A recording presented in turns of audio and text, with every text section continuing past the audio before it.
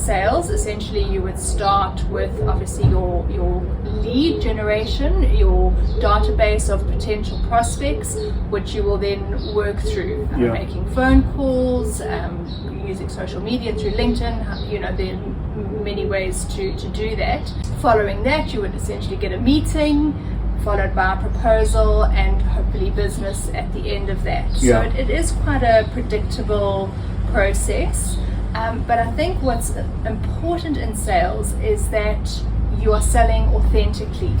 And there's no one size fits all in terms of sales. We all sell in different ways. So we had chatted a little bit about, some salespeople are hunters, others are farmers. So, your hunter would kind of just go after those prospects, hone in and just go and go and go, and then they're on to the next prospect and so on and so forth. Whereas your farmers would be kind of more long term. They work the land, they build the relationship, they're very holistic, they don't, they're not in your face.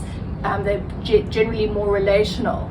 And so I think at the end of the day with sales, it really is about understanding how you sell and selling in your authentic way, not trying to copy and paste, the top seller in the company, because that's the way they sell. Of course, there are ways you can learn from them, but at the end of the day, you need to be selling in a way that is authentically you. Yeah, and I think we often fall into the trap of wanting all to be the hunter. Exactly, and if you're in quite a healthy sales team and you work collaboratively, that can really work to your benefit, where you can use your hunters to kind of bang down the doors and get in there, and then your farmers to kind of work the ground and build the relationship, so you've got long-lasting sustainable business clients or customers that will return to you again and again, because there's a relationship, there's trust.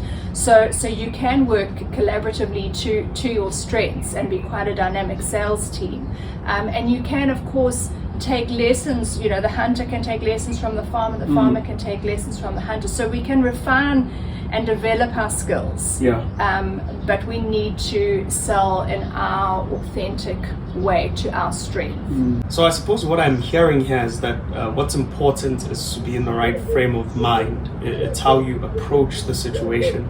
I mean, you spoke about authenticity. It's to approach the situation very authentically. I've had that experience. Like you, I'm more of a farmer, and I worked with an amazing dynamic woman who's quite the hunter. And so we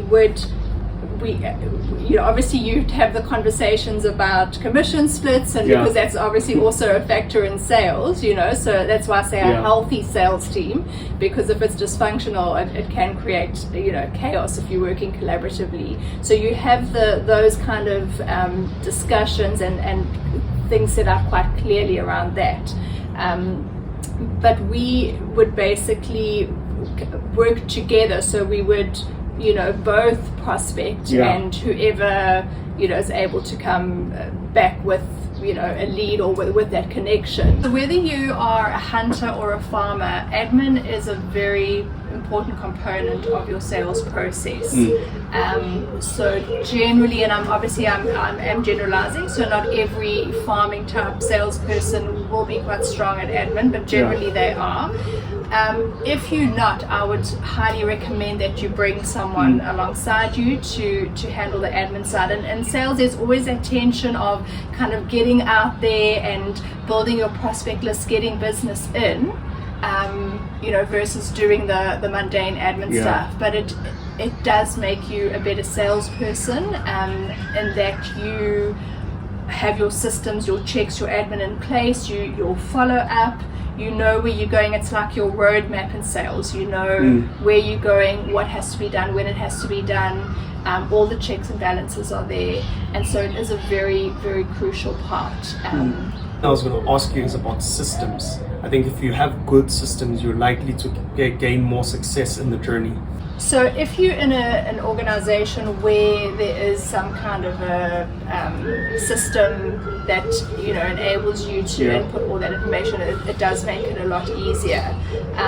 But I think it's also just to find what works for you. So I know, for example, for me, obviously your prospect list, keeping track of who you've contacted, what happened in the conversation, and very importantly, when you're going to follow up with that person. You don't always get people at the most convenient time for them, and so it's important that you can attach a timeline as to when you can contact them again, when you can meet with them. So all that information is crucial, and it steers you towards excellent customer service, which is a critical component of sales. Your word is good. When you say you're going to follow up, you do follow up because you've made a note to follow up.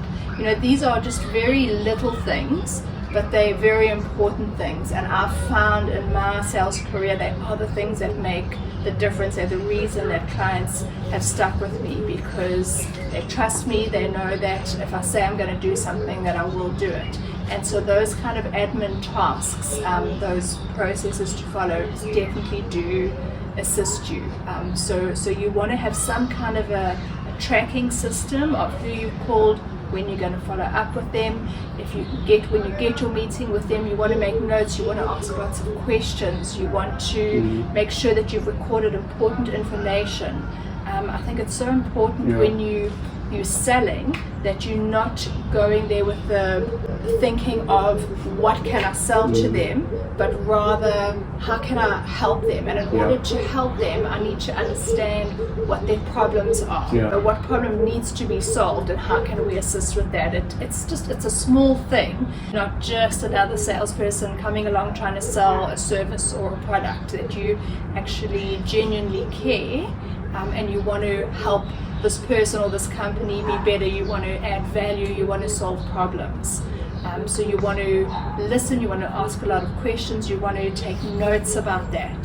So you form a holistic picture of how you can add value. And then obviously follow up. If you say you're going to give them a proposal, give them a time frame and honor that time frame. If it's going to be within the week, make sure that it is within the week, and then follow up with them to see if they've received the proposal. These are all little things, but they do make a difference if you just methodically work through that process. You do gain trust and you do build relationship, and that converts into business.